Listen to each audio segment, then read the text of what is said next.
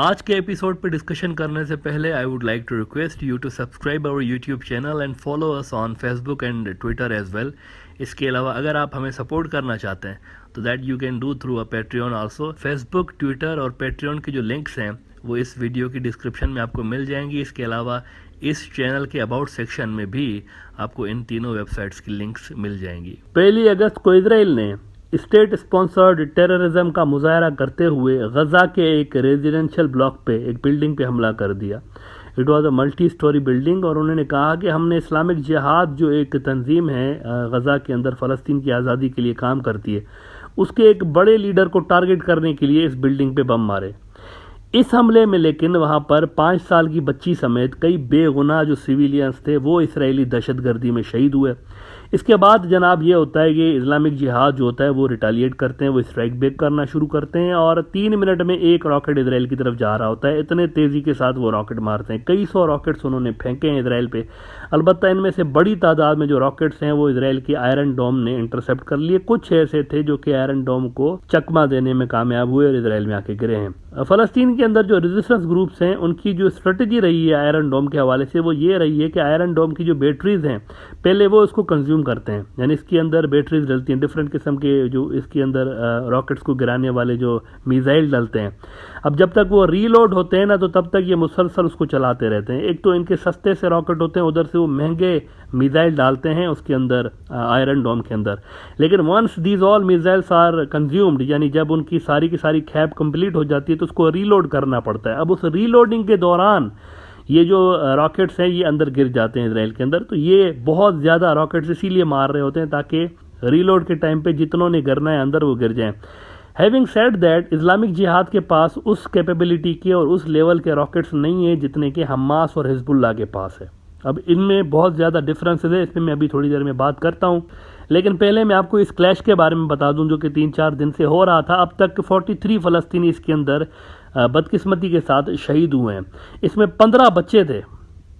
43 میں سے 15 جو تھے وہ بچے تھے چھوٹے چھوٹے، وچ شوز کہ روایتی طور پر ایک بےہودگی کا مظاہرہ کرتے ہوئے اور مورلٹی کی دھجیاں اڑاتے ہوئے اسرائیلی فورسز نے جان بوجھ کے سویلین ٹارگٹس کو ہٹ کیا ہے. اسی لیے آپ دیکھیں کہ 15 بچے شہید ہوئے 43 سویلینز کے ساتھ. عرب نیوز رپورٹ کر رہا ہے کہ battles between Israel and Palestinian groups trap Gaza in a recurring nightmare. United Nations کے غزہ میں جو اسپیشل رپورٹر ہیں انہوں نے ان اسرائیلی اسٹرائکس کو غیر قانونی قرار دیا ہے کہ انہوں نے پہل کی ہے اور انہوں نے غیر قانونی طور پہ یہ اسٹرائکس کیے ہیں بیٹھے بیٹھے ایسے ہی. کوئی پرووکیشن نہیں ہوئی تھی، اسرائیل نے پہلے پرووک کیا ہے ان کو. الجزیرہ خبر لگا رہا ہے کہ UN special reporter says Israeli strikes on Gaza are illegal. کئی روز چلنے والی اس لڑائی میں کل عارضی طور پر ٹھہراؤ تب آیا جب ایجپٹ نے میڈیٹر کا رول پلے کیا اور جنگ بند کروائی. ایجپٹ نے اسلامک جہاد والے اس بار سامنے رہے کیونکہ اسرائیل نے انہی کے لیڈرز کو ٹارگٹ کیا تھا. حماس کو انہوں نے ٹارگٹ نہیں کیا بلکہ خود اسرائیل والے حماس سے سائیڈ لائن رہے. کئی طرح کے گروپس ہیں نا، کئی طرح کے گروپس ایکٹیو ہیں. ایک انٹرسٹنگ بات یہ ہے لیکن اس بار حماس تھوڑا سا خاموش رہا ہے. حماس نے اس پہ ریئیکٹ نہیں کیا ہے. اسلامک جہاد نے، کیونکہ پہلے جو بندہ اسرائیل نے ٹارگٹ کیا وہ اسلامک جہاد پارٹی کا ہی تھا، تو انہوں نے، حماس نے ریسپونڈ نہیں کیا. اسلامک جہاد خود ہی اتنے دنوں سے ریسپونڈ کر رہا تھا. دونوں جو ہے نا، حماس کو بھی ایران کی سپورٹ ہے اور ایران کے علاوہ کئی اور ملکوں کی سپورٹ ہے. ان کے بارے میں ابھی تھوڑی دیر میں بات کرتا ہوں. لیکن اسلامک جہاد اس کے مقابلے میں چھوٹی پارٹی ہے، اس کو بھی ایران کی سپورٹ ہے. اسلامک جہاد جو ہے نا فلسطین کے اندر، یہ اخوان المسلمون کا ایک فریکشن ہے. اخوان المسلمون آپ کو یاد ہوگا جو ایک ریولیوشن آیا تھا ایجپٹ کے اندر. محمد مرسی صاحب جو تھے وہ تھوڑے عرصے کے لیے رولر بنے تھے ایجپٹ کے. وہ اخوان کا ایک تھا. اخوان والے جو ہیں وہ ایران کے قریب رہے ہیں. اخوان المسلمون کے پورے مڈل ایسٹ کے اندر فریکشنز ہیں. ترکی والے بھی ہسٹوریکلی اخوان کو سپورٹ کرتے رہے ہیں. تو اسلامک جہاد جو ہے وہ بھی یوں سمجھیں کہ اس کا اخوان المسلمون کا ہی فریکشن تھا. اس وقت یہ APF کا حصہ ہے. اسلامک جہاد والے APF یعنی الائنس آف پیلسٹینین فورسز. اس الائنس کے اندر 8 ایسی تنظیمیں ہیں چھوٹی بڑی جو کہ فلسطین کی آزادی کے لیے اسٹرگل کر رہی ہیں. مانا جاتا ہے کہ تقریباً 8000 کی اسٹرینتھ اسلامک جہاد کی ہے اور یہ ویسٹ بینک اور غزہ دونوں میں موجود ہے. حماس اس کے مقابلے میں بڑی آرگنائزیشن ہے اسلامک جہاد کے مقابلے میں. لاسٹ ایئر جو جنگ ہوئی تھی وہ حماس اور اس کی ہوئی تھی اسرائیل کی. اس بار جو کلیشز ہوئے ہیں وہ اسلامک جہاد اور اسرائیل کے ہوئے ہیں. حماس کے بارے میں بھی بتا دوں آپ کو, یہ بھی اخوان سے ہی نکلا ہوا ایک گروپ ہے, مینلی ان کو بھی ایران سپورٹ کرتا ہے. حماس کی انٹرسٹنگ بات یہ ہے کہ اسرائیل, امریکہ, یو کے, یورپ, جاپان اور یہ جو سارا ویسٹ ہے یہ تو ان کو ظاہر ہے ٹیررسٹ آرگنائزیشن ڈکلیئر کر چکے ہیں, لیکن رشیا, چین, ایران, ترکی, یہ جو بہت بڑا گروپ ہے یہ حماس کو ٹیررسٹ آرگنائزیشن سمجھتے ہی نہیں ہیں. بلکہ 2018 میں اسرائیل اور امریکہ کی کوشش تھی کہ حماس کو یونائٹڈ نیشنز کے اندر ٹیررسٹ آرگنائزیشن کسی طرح سے ڈکلیئر کروائیں, لیکن کامیابی ان کو نہیں ملی. رشیا اور چائنا کھڑے ہو گئے ان کو بچانے کے لیے.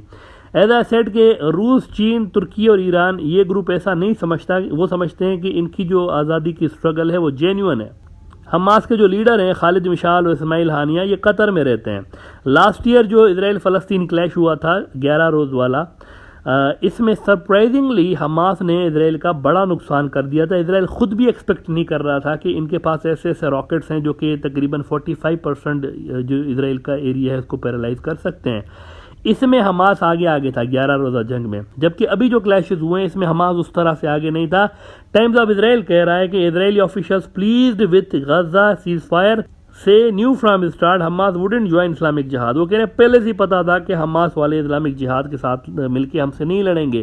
بلکہ اسرائیلی میڈیا تو یہ بھی کہہ رہا ہے کہ Hamas pressured Islamic Jihad to expect truce wanted to stay out of fight. اب یہ تو ان کا میڈیا کہہ رہا ہے نا, but the fact is that Hamas کسی بھی وقت لڑائی میں کود سکتی تھی.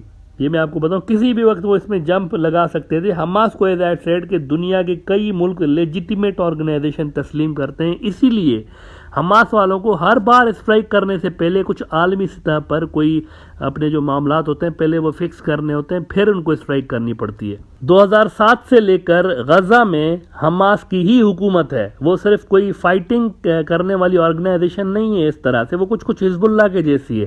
جیسے حزب اللہ ایک ایران بیکڈ ایک تنظیم ہے, اب ان کی فورس بڑی شاندار ہے, اس میں کوئی شک نہیں ہے, لیکن حزب اللہ کی گورنمنٹ بھی تو ہے نا وہاں پہ لبنان کے اندر. بالکل اسی طرح سے حماس جو ہے ان کی گورنمنٹ بھی ہے غزہ کے اندر, ان کو گورنمنٹ بھی چلانی پڑتی ہے, پھر ان کو لڑنا بھی پڑتا ہے. اس طرح کی ایک تنظیم ہے. اسلامک جہاد ایسی نہیں ہے, ان کے اوپر یہ لیمیٹیشنز نہیں ہے, ان کا مسئلہ ڈیفرنٹ ہے اصل میں. آن ٹاپ آف دیٹ اسرائیل کی اس وقت پریزنر سویپ اور دیگر معاملات میں ٹاکس چل رہے ہیں حماس کے ساتھ. البتہ یہ بات سرٹن ہے کہ اگر یہ جنگ بندی نہ ہوتی اور غزہ میں شہادتوں کی تعداد بڑھتی تو حماس کے اوپر ہی پریشر آتا ٹو اسٹرائک بیک. اسی لیے آئی سیڈ کہ they would have jumped into this fight at any time, لیکن اس سے پہلے یہ جنگ بندی ہو گئی ہے. اسرائیل کو خود بھی اس بات کا آئیڈیا تھا, جب یہ کرائسس شروع ہوئے تو ان کو یہ ایک آئیڈیا تھا کہ حماس والے آنا جائیں یہاں پہ. اسرائیل کا ہی اخبار دا ٹائمز آف اسرائیل لکھ رہا ہے کہ as Islamic jihad sparks Gaza Israel conflict all eyes are on Hamas. ساروں کی نظریں حماس کے اوپر ہے کہ یہ کیا کرتے ہیں. Hamas regards its last major confrontation with Israel in May 2021 as a success, but does it want another round now triggered by its smaller Iran-backed ally rival.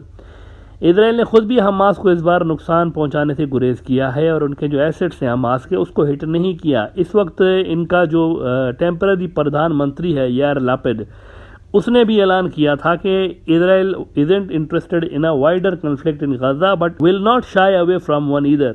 مطلب کہ ایک طرح سے حماس کو میسج تھا کہ ہم آپ سے لڑنا نہیں چاہ رہے, اسی لیے غزہ کے اندر جو ٹینشنز چل رہے ہیں اس کو ہم بڑھانا نہیں چاہ رہے. بہرحال اب جو مصر نے سیز فائر کروایا ہے, عارضی سیز فائر ہے آکیوپائڈ فلسطین کے اندر, کبھی بھی پرماننٹ پیس ہو ہی نہیں سکتا جب تک فلسطین کا مسئلہ حل نہیں کیا جاتا, جس کا پریکٹیکل سلیوشن ایک ہی ہے جس کو سعودی, پاکستان, بنگلہ دیش, چین, روس سمیت دنیا کے کئی ملک مانتے ہیں, and that is to create 2 states.